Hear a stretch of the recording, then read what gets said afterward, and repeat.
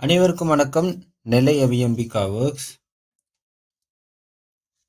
நம்ம சேனல்ல தொடர்ந்து பலவிதமான தெய்வங்களுடைய பெயர்கள், அவருடைய பெயர் காரணம், இந்த தெய்வம் எந்த இடத்துல கோயில் கொண்டிருக்கிறாங்க, இன்னும் வெவ்வேறு கோயில்கள் என்ன இருக்கு, அது தெய்வத்தினுடைய கரத்துல என்ன ஆயுதம் இருக்கு, அந்த ஆயுதத்தினுடைய பெயர் வரலாறு என்ன, யார் யார் அந்த தெய்வங்களை எந்தெந்த நேரத்துல வணங்குறாங்கிற ஒரு குறிப்புகளை நம்ம கொடுத்துக்கிட்டே வரோம். அந்த வகையில இன்னைக்கு நம்ம பார்க்கக்கூடிய ஒரு தெய்வத்தை ஷியாமளா தேவி, தமிழ்ல மாதங்கி தேவி. இந்த அம்பாள் ரொம்பவும் யாருக்கும் தெரியாத அம்பாள்ல இவங்களும் ஒருத்தவங்க. நம்ம எப்படி அஷ்டலக்ஷ்மி நம்ம தெரிஞ்சு வச்சுக்கிறோம், அதுக்கப்புறம் நவதுர்கா, துர்கால 9 துர்காகள் உள்ளார்கள். அந்த 9 துர்கால ஒரு துர்காவுடைய பதிவு நம்மளுடைய சேனல்ல போட்டிருக்கோம். காலராத்திரி 7வது துர்க்கையினுடைய ஓவியமும் அந்த அம்பாள் கரங்கள்ல என்ன ஆயுதம், என்ன வாகனம் முறைக்கொண்டு நம்ம பார்த்துருக்கோம். அப்படி அம்பாளுடைய ஒரு வரிசை, இப்ப பெருமாளுக்கு எப்படி தசாவதாரம் சொல்றோமோ, சிவபெருமானுக்கு எப்படி 64 சிவமூர்த்தங்கள் சொல்றோமோ, விநாயகருக்கு எப்படி சோட்டச கணபதி சொல்றோமோ, அது மாதிரி அம்பாளுக்கு வரக்கூடிய ஒரு பிரதான ஒரு தேவிகளுடைய வரிசை, சப்த மாதர்களுக்கு அடுத்து நம்ம பார்க்க வேண்டியது, அறிய வேண்டியது தசமகா வித்யா. தசனா 10, மகாவித்யா. இந்த ஸ்ரீவித்யால வர தேவதைக்கு எல்லாமே வித்யாங்கிற ஒரு அங்கீகாரம் உண்டு. அப்ப 10 விதமான அம்பாளுடைய தொகுப்பு தான் தசமகா வித்யா. அப்பேற்பட்ட அந்த தசமகா வித்யால இப்ப நம்ம பார்த்துருக்கக்கூடிய ஓவியம் ராஜஷாமலா, தமிழ்ல மாதங்கி. இந்த அம்பாளுடைய நிறம் பச்சை நிறத்தில் இருக்கக்கூடிய ஒரு அம்பாள். இந்த அம்பாளுடைய இப்ப நம்ம ஓவியத்துல எத்தனை கரங்கள்னா 8 கரங்களோட இருக்கக்கூடிய அம்பாளா, சரஸ்வதி போலவே அம்பாள் வீணை வைத்திருக்கிறா போல, தன் கூந்தல அழகா அம்பாள் விரித்து விட்டார் போல. அங்குசம் வலது மேற்கரத்துல இருந்து வருவோம்.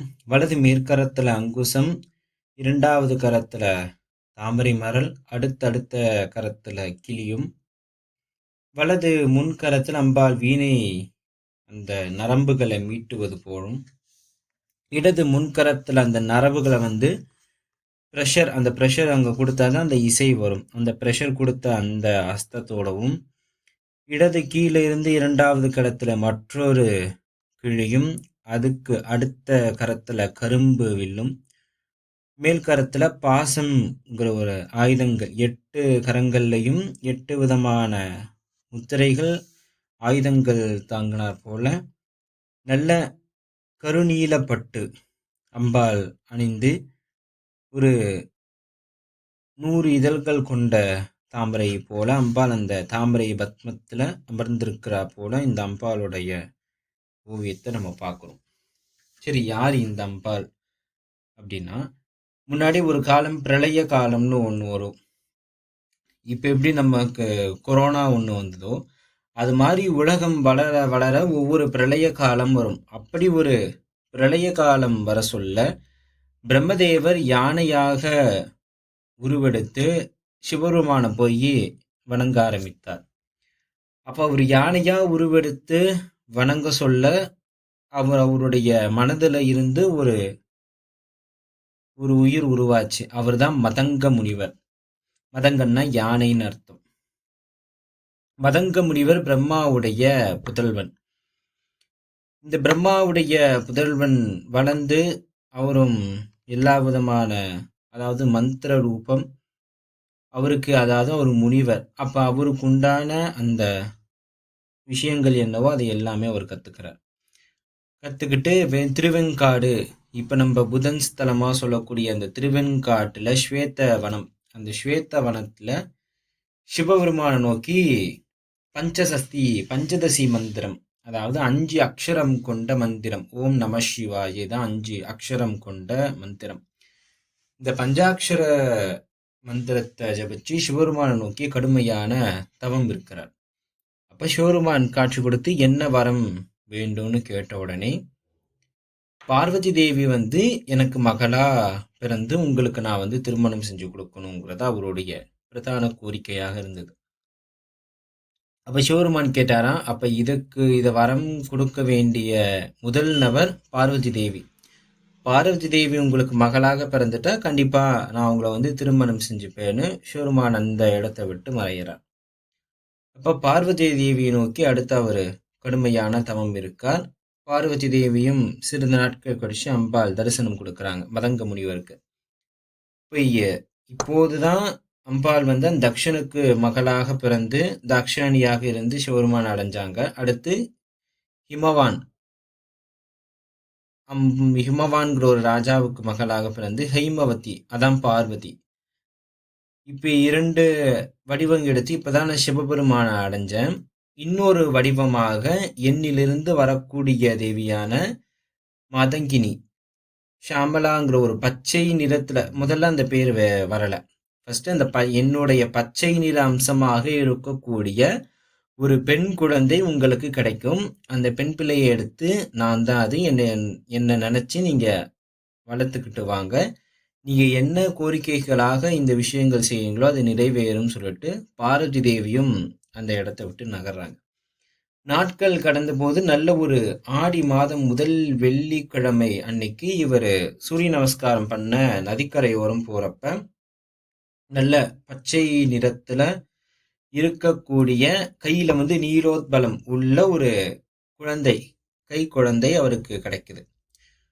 அப்புறம் அந்த பெண் பிள்ளைக்கு எடுத்து அவர் வளர்க்க ஆரம்பிக்கிறார்.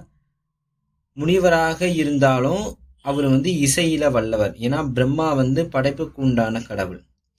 அப்ப எப்ப படைப்புன்னு ஒண்ணு வரும்னா, நீங்க எப்ப ஒரு விஷயத்த ரசிக்கிறீங்களோ, எப்ப உங்களுக்குள்ள ரசனை அதிகமா இருக்கோ, அப்பதான் ஒரு விஷயம் படைப்பா உங்களுக்கு வெளியே வரும். அப்ப ரசனை மிக்கவர் பிரம்மா. அவருடைய ரசத்துல இருந்து வந்த மதங்கருக்கும் அந்த தன்மை இருந்தது. அப்ப அவரோட மகளா ஷாமலா மாதங்கி தேவியா அவர் வளர்த்துக்கிட்டு இருக்கார். ஆகையினால இந்த ஷாமலா தேவிக்கும் வீணையில இருந்து பலவிதமான கலைகளை அம்பாள் கத்துக்கிறாங்க. கத்துக்கிட்டு நல்ல ஒரு சித்திரை மாசம் வரக்கூடிய சுக்லபக்ஷ சப்தமி திதி அன்னைக்கு மதங்கர் சிவபெருமானுக்கு மாதங்கி தேவிய திருமணம் பண்ணி கொடுக்கிறார். இந்த அம்பாளுடைய ஆலயங்கள் பெரும்பாலும் வடக்குல இருக்கு, எந்த விதமான சந்தேகமும் கிடையாது. வடக்கு பக்கம் அம்பாளுடைய பேரும் ரொம்ப பிரசித்தம், அம்பாளுடைய ஆலயமே ரொம்ப பிரசித்தமாக இருக்கிறது. ஆனா பிரதான ஆலயங்களா இல்லாம ஒரு ஆலயம்னு நீங்க எடுத்துக்கிட்டா அதுல ஒரு உபதேவதையாக அம்பாளை பார்க்கலாம். சென்னையில நங்கநல்லூர் ராஜராஜேஸ்வரி ஆலயம் எத்தனை பேர் சென்றிருப்பீங்கன்னு தெரியாது. அந்த ராஜராஜேஸ்வரி கோயிலுடைய வலது பக்கம் இடது பக்கம் ராஜஷாமலாவுடைய சன்னதி. அம்பாளுடைய இருபுறம், அதாவது வலது பக்கம் வாராகியும் இடது பக்கம் ஷாமலாதேவியும் நங்கநல்லூர் ராஜராஜேஸ்வரி ஆலயத்துல இன்றுமே வீற்றிருக்கிறாங்க. ஷாமலாதேவி நீங்க அங்க போனா தரிசிக்கலாம். அப்ப நம்ம வேற எங்கேயும் அம்பாளுக்கு தனி சன்னதியோ பிரசித்தமான கோயிலோ இல்லைன்னு கேட்டீங்கன்னா இருக்கு. நான் என்ன ஒரு வார்த்தை சொன்னேன், அவரு மதங்கர் சிவபெருமானுக்கு கல்யாணம் பண்ணி கொடுத்தது சித்திரை மாசத்துல வளர் பிறை சப்தமி. அப்ப இன்னொரு விஷயமும் கவனிக்கல, அந்த அம்பாள் என்ன சொன்ன, பச்சை நிறத்துல இருக்கக்கூடிய அம்பாள். அப்ப நமக்கு எல்லாருக்குமே தெரிஞ்ச ஒரு அம்பாள் தான், கோவில் தான் நமக்கு போய் தரிசனம் பண்ணணும். யாருன்னா மதுரை மீனாட்சி அம்மன் தான். சாக்ஷாத் ஷாமலாதேவியினுடைய வடிவமாக இருக்கக்கூடிய ஒரே மூர்த்தி மீனாட்சி தான். எந்த சுவாமிக்கும் இல்லாம மீனாட்சி சுந்தரேஸ்வருக்கு தான் சித்திரை திருவிழால தான், சித்திரை மாசம்தான் உங்களுக்கு கல்யாணம் நடக்கும், வளர்பிறை சுக்லபக்ஷம். ஆகையினால இந்த அம்பாளை நீங்க தரிசனம் பண்ணணும்னா யார் யாரெல்லாம் ரொம்ப ஆசைப்படுறீங்களோ அந்த அம்பாள் வீற்றிருக்கக்கூடிய இடம், அந்த அம்பாளுடைய பேரு மாதங்கினி அப்படின்னு சொல்ற மதுரம்னு பெயர். அந்த இடத்துல மீனாட்சினியாக அம்பாள் இருக்கக்கூடிய வடிவம். ஆனாதான் மீனாட்சிக்கு பச்சை நிறத்துல அம்பாள் காட்சி கொடுக்குறா. இந்த அம்பாள் எதுக்கு வணங்கணும்? இந்த அம்பாள் அதுக்கப்புறம் என்ன நிலைனா, திருமணம் ஆனதுக்கப்புறம் லலிதா பரமேஸ்வரனுடைய தலைமை மந்திரியாக இந்த அம்பாள் ராஜசாமலா தான் இருக்காங்க. லலிதா சகஸ்ரநாமத்துல கதம்பவன வாசினிங்கிற ஒரு நாமா வரும். அந்த கதம்பவனம் என்னது? கதம்பவனம் மதுரை தான் கதம்பவனமாக இருந்தது முன்னொரு காலத்துல. ஆனாதான் மதுரை மீனாட்சி சுந்தரேஸ்வரர் கல்யாணத்துக்கு பின்னாடி ஒரு மரம் இருக்குமே, அந்த மரம் கதம்ப மரம். இப்ப கதம்பவன அந்த மரத்துல அந்த வனத்துல வாசம் செய்யக்கூடிய ஷாமலாதேவியை தான் மதுரையில இருக்கக்கூடிய மீனாட்சி அம்பாள்.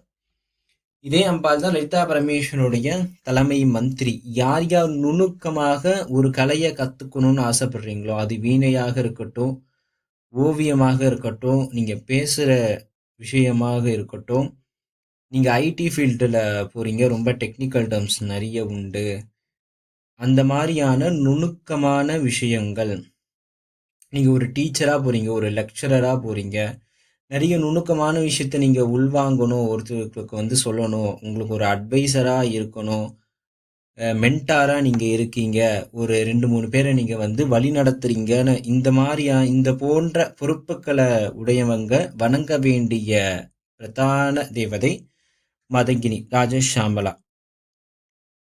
இந்த அம்பாள் அவ்வளவு ஒரு நுணுக்கத்தையும் ஒரு உத்வேகத்தையும் தரக்கூடிய தேவதை. காளிதாசர் நமக்கு எல்லாருக்குமே தெரியும். காளிதாசர் எழுதிய ஷாமலா தண்டகம்ங்கிற ஒரு விசேஷ மந்திரம் அம்பாளுடைய பெயர்ல இருக்கு. ரொம்பவே அருமையாக இருக்கும். மாணிக்க வீணா உபதாலயின் சிறு மகாலசா மஞ்சுள வாக்விலாச மாகேந்தி குதி கோமலாங்கி மாதங்கதந்தாம் மனுசாஸ்வராமி சதுர்புஜே சந்திரபலாமகம்சே குச்சோனனே குங்குமராபசோபே குன்றேக்ஷுத பாஷாங்குஷ புஷ்பபானகஸ்தே அஸ்தே நமஸ்தே ஜகதேத மாதக. இந்த அம்பாள் பச்சை நிறத்துல அதாவது 4 கரத்தினுடைய அங்குசம் பாசமும் அபய வரதத்தோடு உலகத்தின் இயக்க சக்தியாக இருக்கக்கூடிய அம்பாளாக காளிதாசர் வர்ணனை பண்றார். எப்படி இயற்கைனா, நீங்க செழுமைக்கு அடையாளமே பச்சை தான். நீங்க கிராமங்கள்லாம் போய் பார்த்தீங்கன்னா அந்த செழுமைக்கு அடையாளம் என்ன? நல்ல பச்சை வசைன்னு வயல்வெளியும் மரங்களும் இருக்கிறது தான் செழுமைக்கு உண்டான அடையாளமே. அதே அந்த பச்சை நிறத்துல இருக்கக்கூடிய அம்பாள் தான் ராஜசாமலா. இந்த அம்பாளுடைய கைகள்ல இருக்கிறதுக்கு ஒவ்வொரு விதமான ஒரு அனுக்னை உண்டு. அதாவது வலது களத்துல இருக்கிற கிளி உலகியல் ஞானத்தையும், இடது பக்கம் இருக்கிற கிளி ஆன்மீக ஞானத்தையும் குறிக்கக்கூடியது.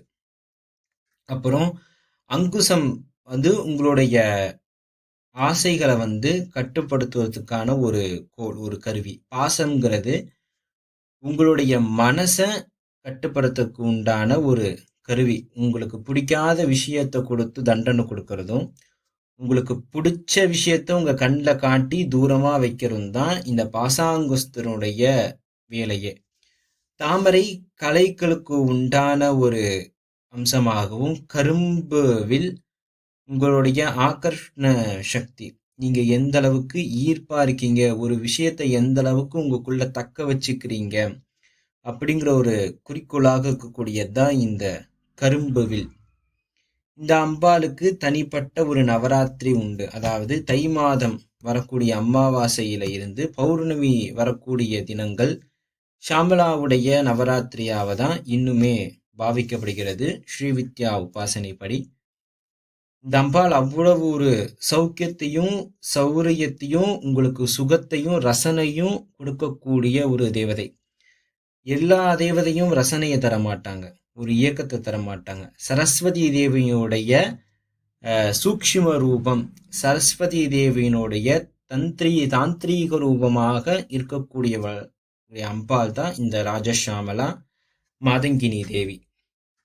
இன்னும் இந்த அம்பாளை பத்தி நிறைய விஷயங்கள் இருக்கு. நம்ம வரக்கூடிய காலங்கள்ல இன்னுமே ஓவியங்கள்ல பலவிதமாக நம்ம இந்த அம்பாளை காண இருக்கணும். தசமகா வித்யால 9வதாக வரக்கூடிய வித்யாவாக இருக்கக்கூடியவள் தான் இந்த ராஜசாமலா ஆகையினால் இனிமேல் மீனாட்சி தேவியை யார் யாரெல்லாம் வணங்குறீங்களோ, ஆத்மார்த்தமா வணங்குறீங்களோ, உங்களுக்கு எல்லா விதமான கலைகளும் சுகத்தையும் நல்ல ஒரு உருவாக்கும் திறனையும் அம்பாள் கொடுப்பாளுங்கிறத தொடர்ந்து இந்த பதிவை இத்துடன் முடித்துக் கொள்வோம். நம்ம சேனல்ல நிறைய இது போன்ற பதிவுகள் இருக்கு. நீங்க கேள்விப்படாத தேவதை அம்பாளுடைய ரூபம், அம்பாள்னு மட்டும் இல்லாம மற்ற தெய்வங்களுடைய பெயர் காரணம், கோவில்கள், அதோடைய தகவல்கள், எங்க இருப்பிடம் எல்லாமே நம்ம பதிவிடுறோம். ஆகையினால லைக் பண்ணுங்க, ஷேர் பண்ணுங்க, கமெண்ட் பண்ணுங்க, சப்ஸ்கிரைப் பண்ணுங்க. நீங்க கமெண்ட் செக்ஷன்ல உங்களுடைய கேள்விகள் எதுவா இருந்தாலும் கேட்கலாம். இந்த விஷயத்த நீங்க மாத்தணும் சொன்னாலும் அதை மாத்திக்க நாங்க தயாராக இருக்கோம். லைக் பண்ணுங்க, ஷேர் பண்ணுங்க, கமெண்ட் பண்ணுங்க, சப்ஸ்கிரைப் பண்ணுங்க. நம்ம இது போன்ற அடுத்த பதிவுல சந்திப்போம். நன்றி.